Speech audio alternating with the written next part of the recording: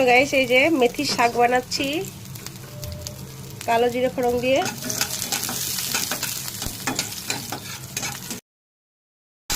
তেলের উপরে কালো জিরে ফোড়ন, শুকনো লঙ্কা আর কয়েক কুচি রসুন দিয়ে দিয়েছি। তারপর পেঁয়াজ আর কাঁচা লঙ্কা দিয়ে দিয়েছি। বেগুন দিয়ে মেথি ভাজা ভাজা হয়ে গেছে, এবার শাকগুলো দিয়ে দেবো। বেগুন দিয়ে মেথির শাক যে কি ভালো লাগে কি বলবো। একটু নুন দেবো, একটু হলুদ।